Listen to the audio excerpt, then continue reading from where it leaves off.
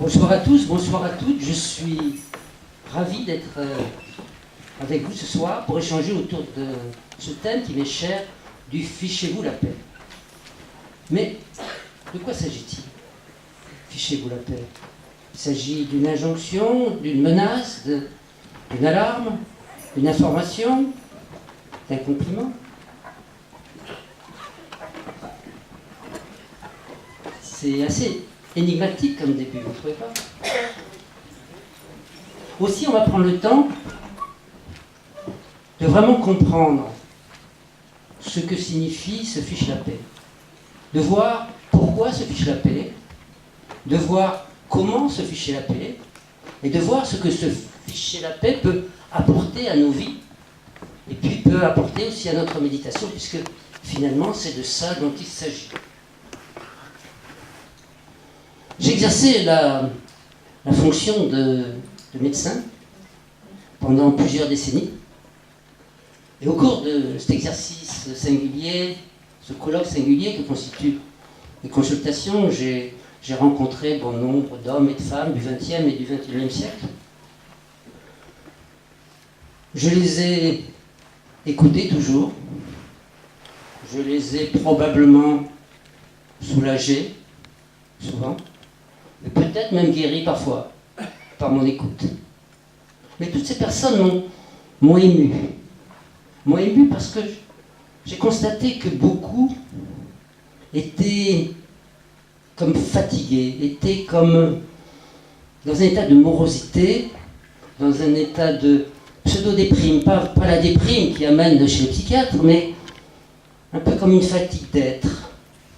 Ils étaient abîmés, ils étaient amoindris. Ils étaient atteints. Ils n'y croyaient plus. Ils doutaient de tout. Ils avaient peur. Alors je me suis longtemps interrogé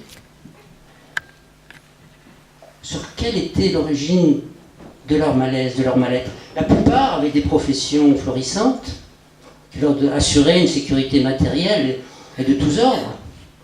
La plupart avaient un environnement familial aimant, donc c'était pas ça qui était en cause. Alors quoi? Certes, ces personnes qui avaient réussi dans la vie étaient des personnes qui faisaient beaucoup de choses, des personnes très actives, des personnes qui même s'enorgueillissaient d'en faire toujours plus. C'est vrai que faire beaucoup de choses, avoir une vie très chargée, et Dieu sait si nos vies sont chargées, maintenant qui peut, en s'endormant le soir, avoir la satisfaction d'avoir réalisé tout ce qu'il avait à faire, avoir répondu à tous ses mails, avoir engrangé toutes les informations qu'il a reçues par les différents canaux, répondu à toutes les tâches, à toutes les sollicitations. C'est quasi impossible maintenant. C'est de même que dans le sport, on a dépassé les limites qu'un corps humain pouvait faire, et maintenant pour continuer à battre des records, il faut avoir affaire à des moyens, comme on dit, extra-sportifs. Pareillement, les capacités d'œuvrer, les capacités de faire des choses, je pense, sont dépassées. Alors, il résulte de tout ça du stress. Et au départ, je pensais que c'était ce stress qui atteignait à ce point ces patients et qui était à l'origine de leur souffrance, à l'origine de leurs plaintes et à l'origine des attentes qu'ils venaient exprimer à ma consultation. Mais finalement, le stress, comme l'a dit Hans Selye, le stress c'est la vie. Le stress c'est de l'adrénaline. Le stress c'est peut-être aussi se donner l'illusion qu'on est vivant et qu'on est dans la vie. Alors, à mon sens, accuser le stress, c'est un petit peu facile et un petit peu vite dit. D'ailleurs, il n'y a qu'à voir les personnes lorsque elles arrivent à la retraite et qu'elles doivent laisser les stimulations, les signes de reconnaissance qu'elles recueillent dans leur activité professionnelle. Il y en a beaucoup qui s'effondrent par manque de stimulation et manque de stress. Je crois que plus que le stress, ce qui, dans cette hyperactivité, dans cette boulimie de faire des choses, atteint l'individu, c'est l'incapacité que l'on a maintenant de se poser. De se poser tout simplement se donner quelques minutes par jour pour faire de l'introspection, pour faire de l'intériorisation, pour faire de la méditation. Et puis, profiter de ce moment pour finalement se situer où l'on est dans sa vie et finalement se reconnecter à la vie qui est en soi. Si on ne fait pas ça de temps en temps, on est vite dans la confusion et on ne sait plus où on en est. Comme dans la chanson « T'es où papa, t'es où ?» mais on pourrait chanter « T'es où, toi, t'es où ?» Et on est à se chercher. Donc, le premier problème, c'est peut-être ça, c'est de ne pas savoir se poser. Maintenant, tous ces gens qui font beaucoup de choses, ils veulent bien faire. Il y a une nécessité d'être compétent. C'est le minimum qu'on peut attendre de quelqu'un.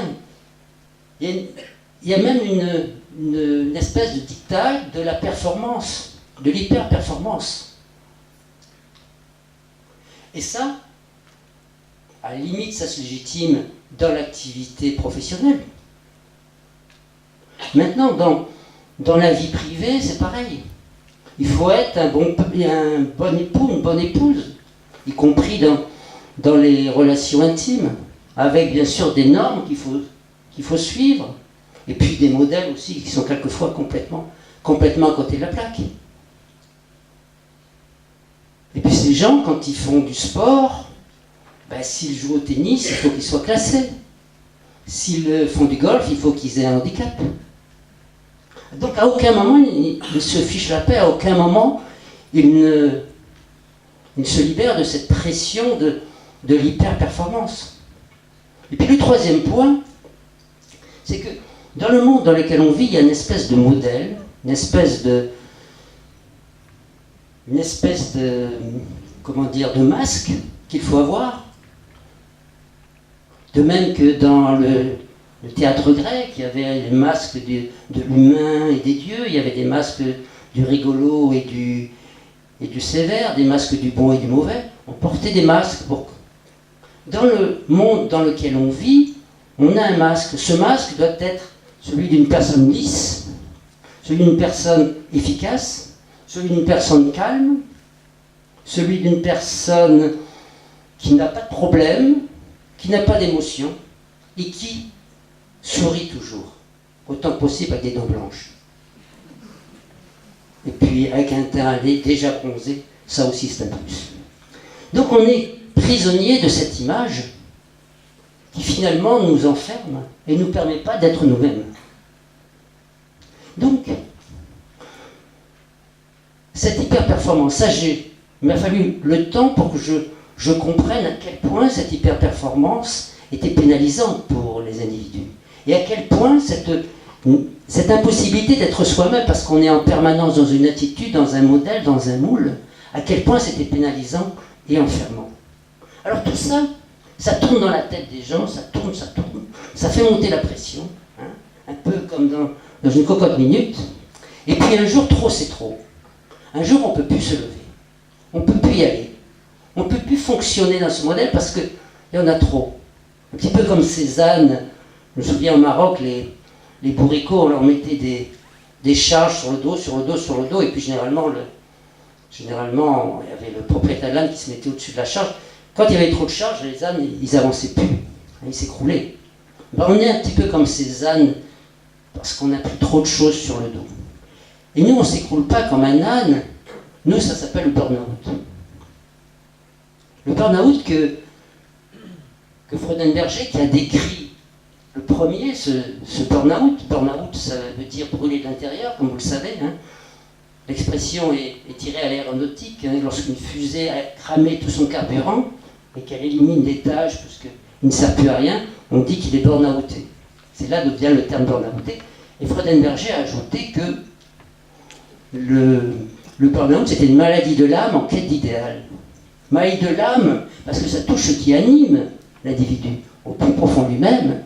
Et en quête d'idéal, pourquoi ? Parce que par définition, un idéal, c'est irréalisable. Et Freudenberger a ajouté cette image de la personne burn-outée qui est comme un immeuble qui est cramé de l'intérieur. Vous avez des immeubles où tout est brûlé à l'intérieur, mais à l'extérieur, les murs sont intacts.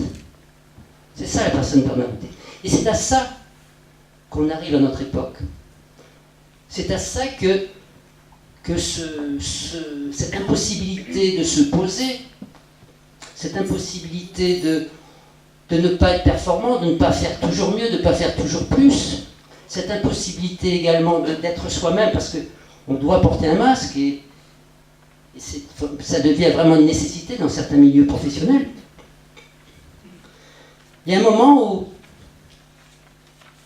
où effectivement on explose. Il y a un moment où on implose plutôt, hein, pour pas être burn-out, on implose, et ça c'est généralement tragique. Des fois où c'est pas du burn-out, mais c'est des maladies du même ordre. Vous savez, ces maladies qu'on appelle biopsychosociales à notre époque. Je parlais de la fibromyalgie, je parlais de la fatigue chronique, des dysthymies. Et puis, on pourrait dire aussi les troubles de l'attention. Et puis une maladie dont on parle de plus en plus, qui à mon sens fait peut-être partie de cette catégorie de maladies biopsychosociales, c'est la maladie de Lyme. Vous savez, cette maladie qui est inoculée par une piqûre de tique.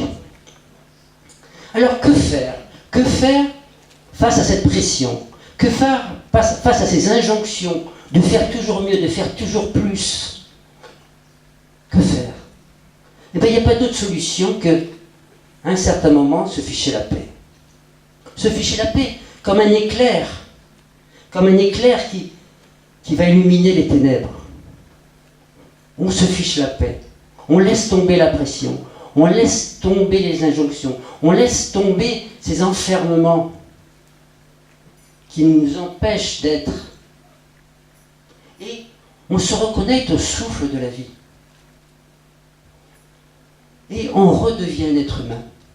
Un être humain qui n'a pas peur. Un être humain qui accepte d'être comme il est, exactement comme il est, pas forcément formidable, mais qui revendique et qui met en avant donc ce qu'il est, et en mettant en avant ce qu'il est, qui finalement dit oui à la vie et dit oui à sa vie. Alors, se ficher la paix, c'est pas lâcher prise, c'est pas se détendre, c'est pas se relaxer, c'est pas farnienter. C'est tout simplement, plutôt que d'être en réponse à cette hyperstimulation du monde, à ces injonctions du toujours mieux, toujours plus, à cette pression, plutôt que d'être dans une course en avant, de faire encore plus, ou au contraire, de ne plus rien faire et de tomber dans quelque chose qui est de l'ordre de la passivité agressive. Il y a une troisième voie, hein, qui est la voie de se ficher la paix, de lâcher par rapport à tout ça. Alors ça ne veut pas dire qu'on ne fait plus rien quand on ne se fiche la paix. Ça veut dire que plutôt que faire les choses dans la panique, on les fait à sa main. On fait les choses selon sa façon de les voir. Et non pas par rapport à une injonction que l'on semble être la règle du monde ou la règle de la vie. Alors maintenant, voyons un petit peu ce qui, dans le monde dans lequel on est, dans ce XXIe siècle, et dans le XXe siècle aussi, parce qu'il n'est pas loin, ce qui a pu générer cette démesure, cette course en avant, cette course folle, dans laquelle chaque individu est comme un écureuil dans sa cage qui court de plus en plus vite, et plus il court vite, plus la cage tourne vite, et plus il faut qu'il court vite. Qu'est-ce qui a pu amener cette démesure, le fait qu'on ne soit plus dans la vie, et qu'on ne soit plus dans notre vie, qu'on ne soit plus un être humain? Eh bien, je pense une culture qui repose sur des philosophies. La philosophie capitaliste, la philosophie économique d'Adam Smith. Vous savez que la théorie du capitalisme, c'est pas récent, ça remonte à bien avant la Révolution française. La philosophie évolutionniste, Darwin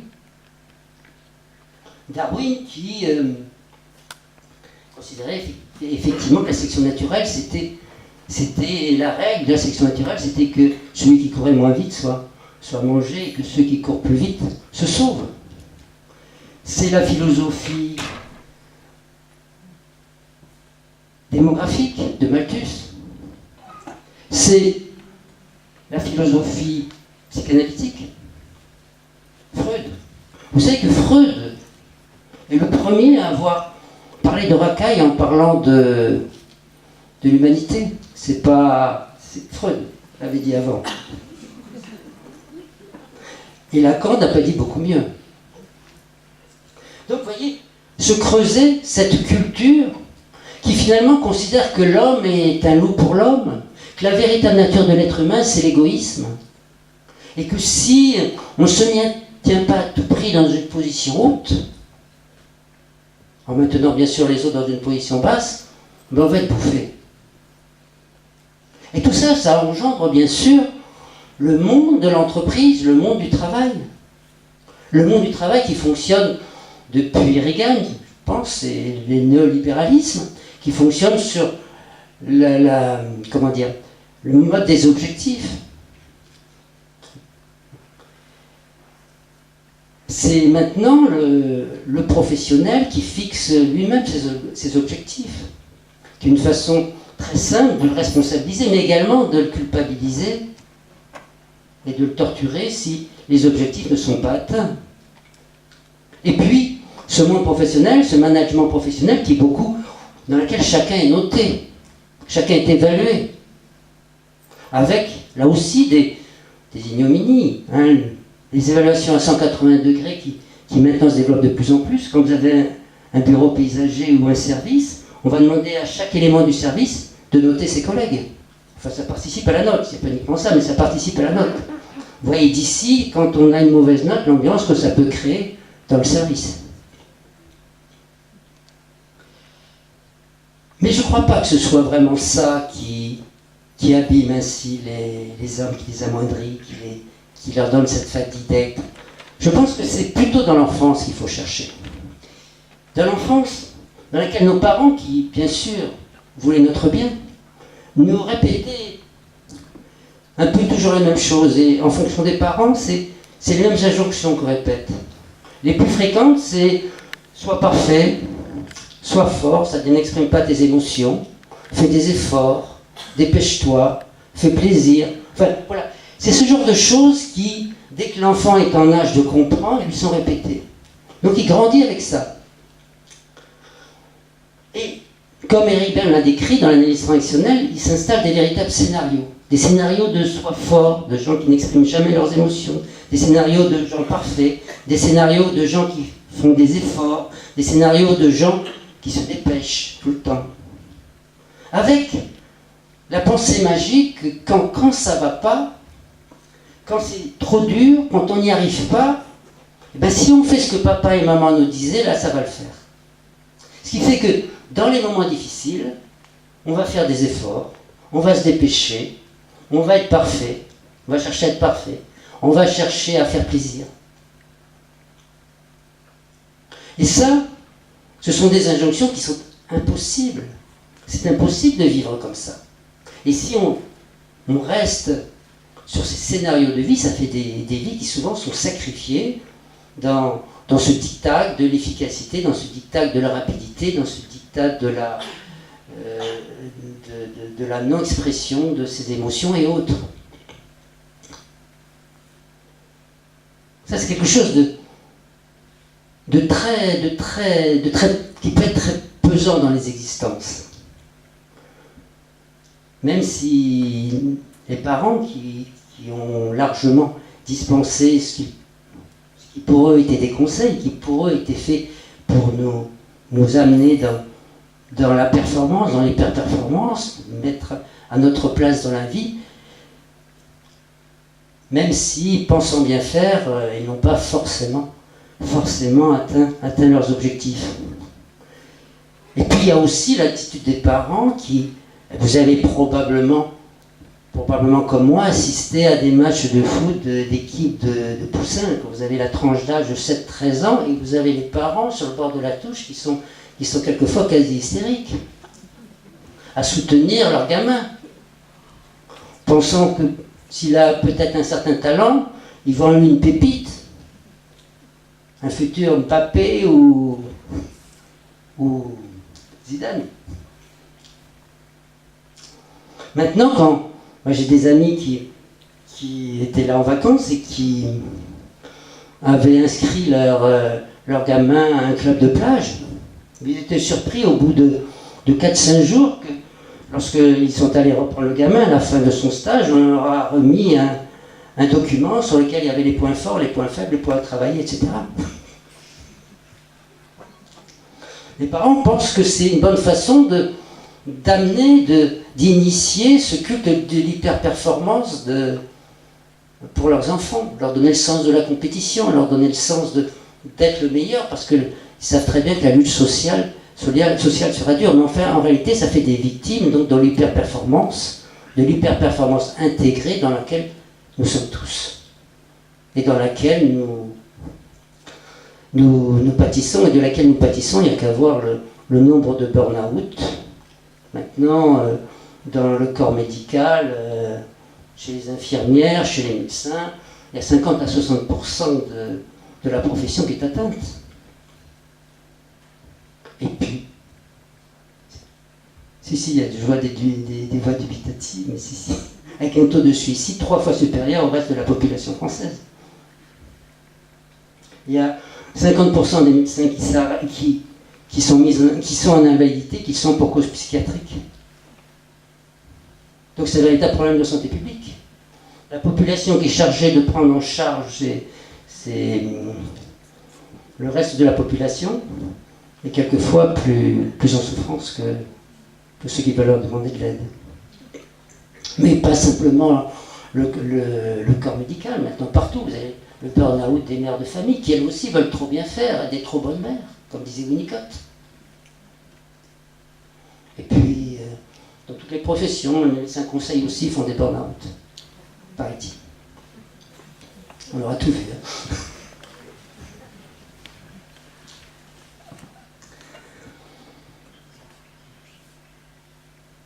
Alors, face à donc ces données, ces injonctions que l'on reçoit tout petit, qu'après la vie professionnelle continue dans ce sens, même si on prend un petit peu, avec les rencontres que l'on fait, les expériences qu'on a fait, on prend un petit peu de distance, mais il n'empêche que le modèle reste et toute la vie professionnelle, ses objectifs, ses évaluations nous mettent dans un état de tension, dans un état de pression qui finalement empêche de vivre, empêche carrément de vivre. C'est pour ça qu'il faut se ficher la paix. Il faut à un certain moment, sans raison même, quelquefois sans raison, tout simplement parce qu'on est des êtres humains et que se ficher la paix, c'est la meilleure façon de redevenir des êtres humains.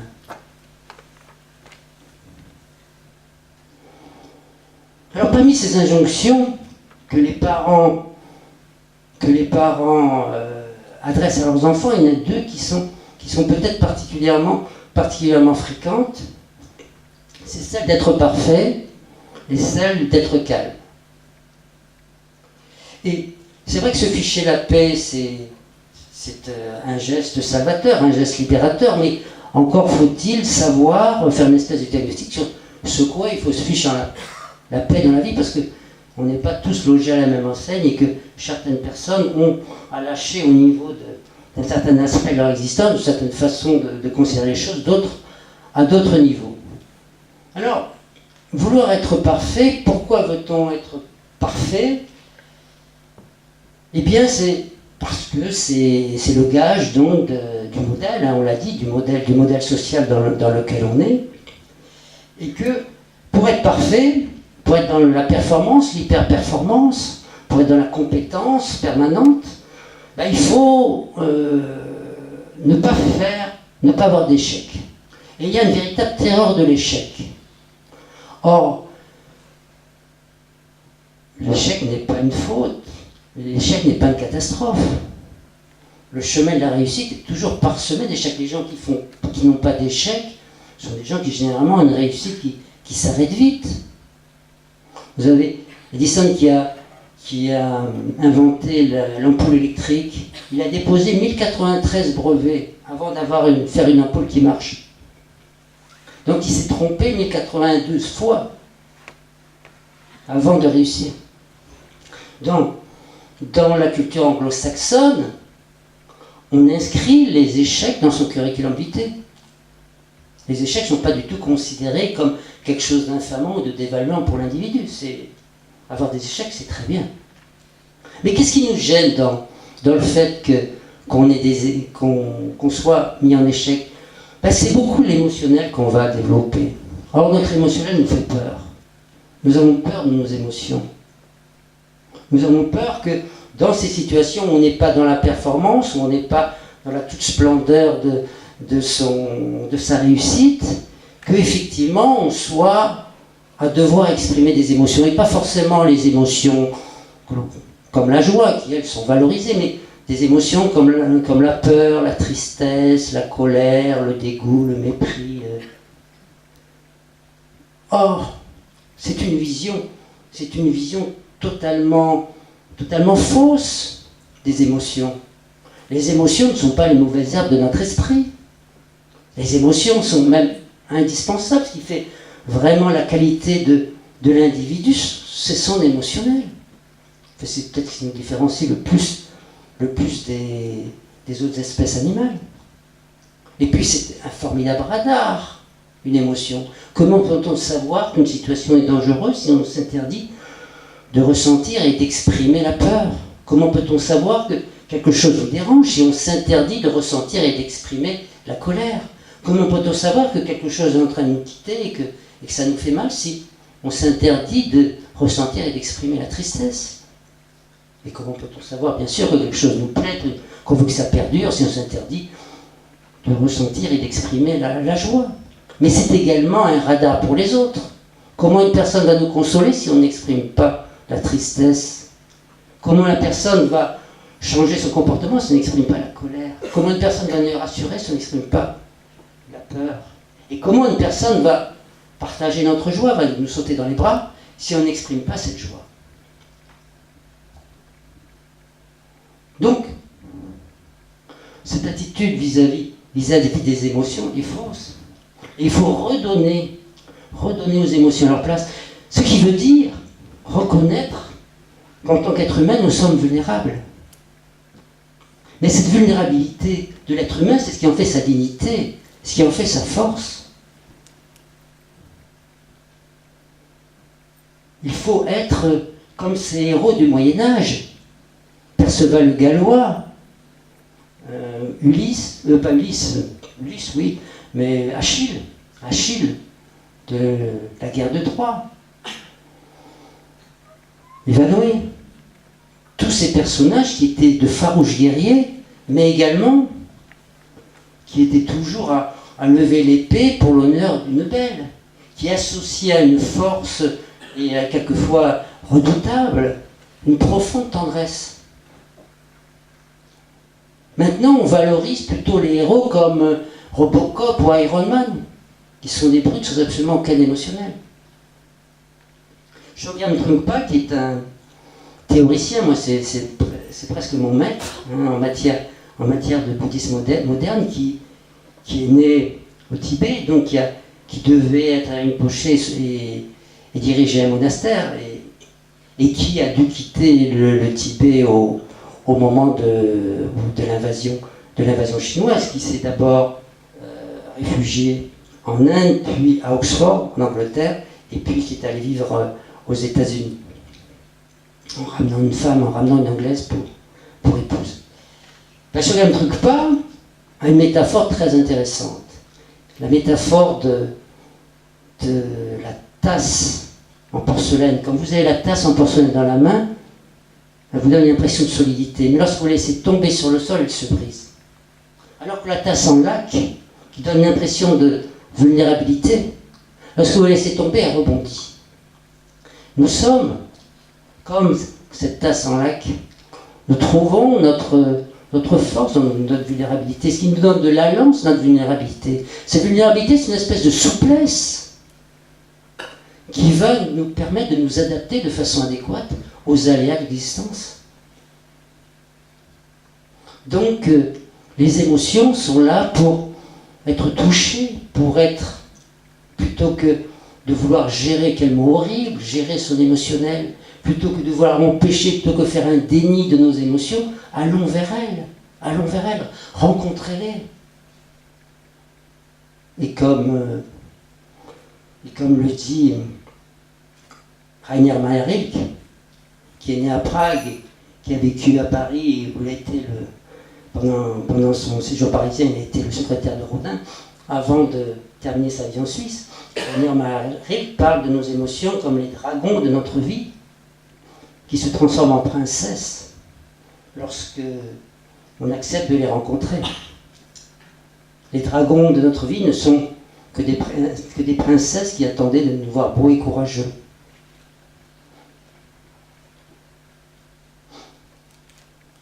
Donc, on voit qu'il n'y a pas de raison de vouloir faire un sans faute, que dans notre vie, il y a les fausses notes, que les fausses notes sont également partie prenante, et que l'être humain que l'on est, notre singularité, ce qui fait finalement notre attrait, c'est peut-être plus ces petits défauts, ces petites incomplétudes, ces petits points faibles, qui créent vraiment notre charme et qui fait notre identité.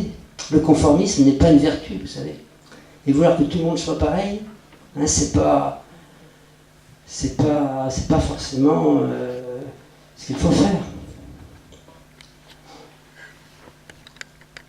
Et puis, donc la seconde injonction, là, qui à mon sens est très pénalisante, c'est le vouloir être calme. Nous sommes intoxiqués par le calme.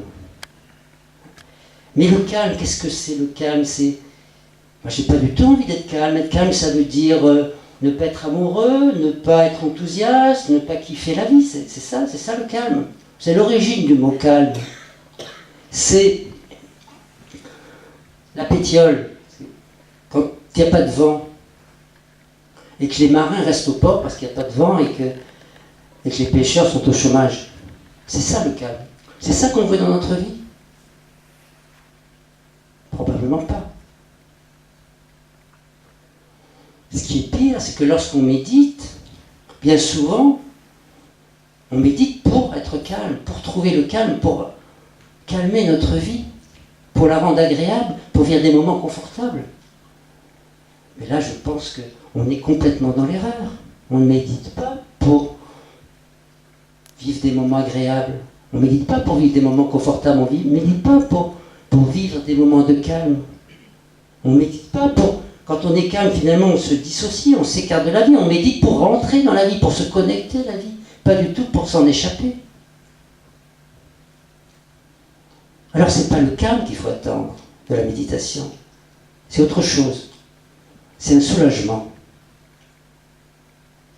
Le soulagement, c'est être apaisé. C'est être en paix. Alors, quand on est en paix, bien sûr, les aléas, les problèmes, les difficultés de la vie ne sont pas supprimés parce qu'on est en paix, mais on va les aborder avec beaucoup plus de douceur, beaucoup plus de patience, même si les problèmes de la vie ne vont pas être des obstacles. Ça va être des choses avec lesquelles on va faire, mais en étant apaisé, dans une relative bienveillance à ce qui se passe. Pour vous expliquer peut-être d'une façon plus illustratrice cette chose.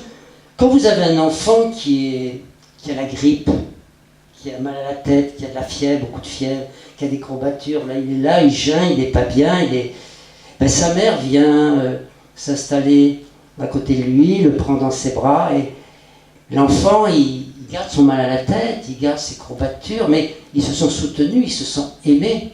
Et il y a une espèce de transmutation de son mal-être, et il est soulagé. Il se sent mieux. Rien n'a disparu, mais il se sent mieux. C'est ça qu'on peut attendre de la méditation. C'est une transmutation de ce qui, dans notre vie, est compliqué. Une espèce de transmutation des aléas de notre vie.